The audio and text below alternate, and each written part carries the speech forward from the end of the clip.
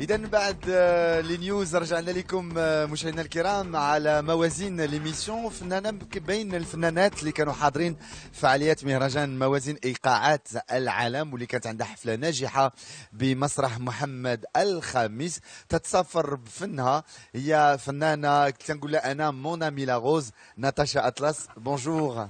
Bonjour. Ça va? Ça va bien, merci. Alors Natacha Atlas, vous connaissez très bien le Maroc, c'est pas la première fois que vous venez au Maroc et c'est pas la première fois que vous chantez à Mawazine, mais je pense il y a longtemps, c'était dans les débuts de Mawazine, vous étiez là. Oui, oui, c'est ça. C'était, oui, peut-être 12 ans. Ouais. Ouais. Et maintenant, quand on vous a contacté pour le festival, vous avez préparé un show spécial pour le Maroc ou c'est le même spectacle extrait aussi, il y a des morceaux de votre dernier album et tout ça? Oui. En fait, c'est assez nouveau parce que c'est l'album, le projet que j'avais fait avec Ibrahim Malouf.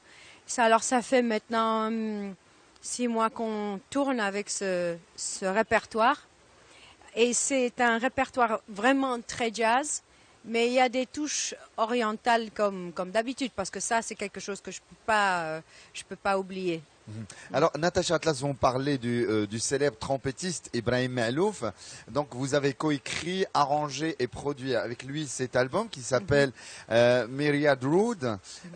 Est-ce qu'on sent que vous êtes rentré dans le jazz maintenant? Oui, c'est ça. En effet, je suis rentrée dans le jazz. J'avais un peu flirté avec le jazz dans mes albums précédents, avec des chansons comme Riverman et des autres chansons. Mais là, Ibrahim, il m'a,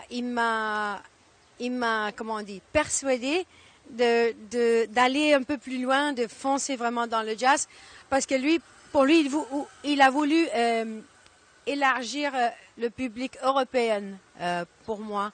Et comme c'est son milieu, en fait, le jazz, j'étais prête à essayer. Et vous l'avez enregistré à Los Angeles, je crois, l'album.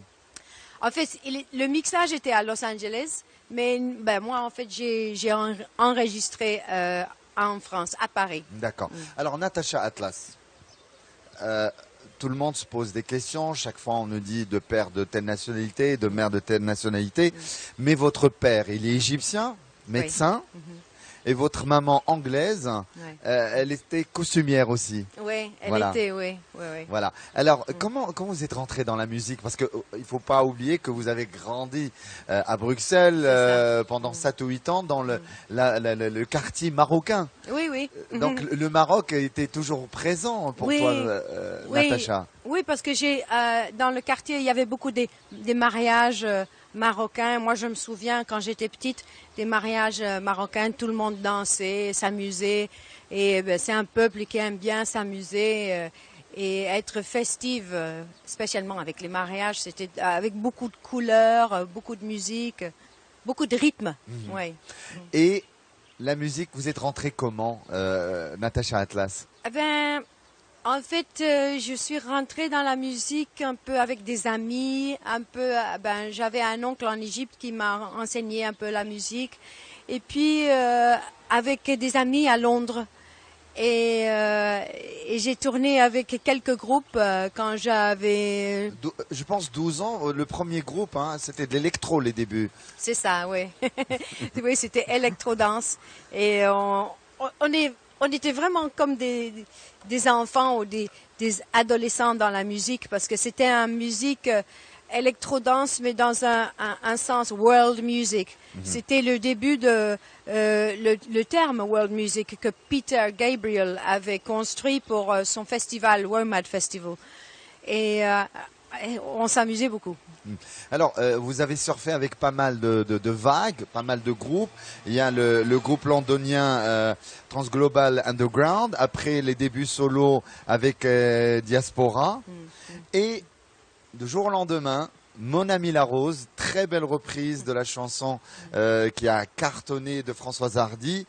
Une victoire de la musique aussi avec cette chanson. Oui, et des touches orientales dans Mon Ami la Rose. Pourquoi avoir choisi cette chanson?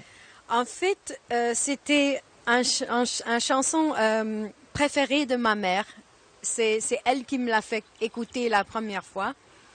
Et puis moi, je l'ai fait écouter à Trans Global Underground, le groupe avec qui j'étais. Et je sais pas, on avait senti quelque chose là-dedans qui pouvait toucher les gens. Oui, voilà. Natacha Atlas, vous êtes fixé une mission, c'est de rapprocher l'Orient et l'Occident, pas sur le plan politique, mais sur le plan musical. Pourquoi? Ouais. Parce que c'est une façon de exprimer les deux côtés de mes origines, les deux côtés de la culture que j'ai vécue. Ouais. Donc maintenant ta carrière est lancée. Une autre étape de votre vie, c'est Sami Bichai. Oui. Hein? Oui, oui. C'était à la musique du ballet, les nuits. Parlez-nous de cette expérience. Ben en fait, Sami Bichai, il est le chef d'orchestre de mon groupe maintenant. Lui, il est de l'Égypte, de Alexandria. Et en fait, il a un parcours dans la musique jazz et aussi la musique égyptienne. Bien sûr, il est violoniste aussi. Hein? C'est ça, oui. Et en fait, quand le chorégraphe Angelin Preljocaj, il m'avait demandé de composer la musique pour le ballet moderne Les Nuits, qui est basé sur Mille et une nuits. Ben moi j'ai proposé à Sami qu'il le fait avec moi parce que tout seul c'est un peu compliqué. Et aussi parce que lui, il a aussi un parcours dans la musique electro sound design, construire les sons électroniques et expérimental.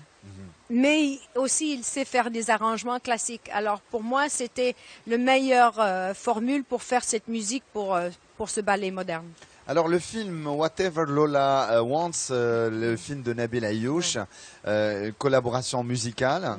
Parlez-nous de cette expérience, Natacha Atlas. Ben, en fait, Nabil, il m'a demandé de faire la musique pour le film avec Trans Global Underground.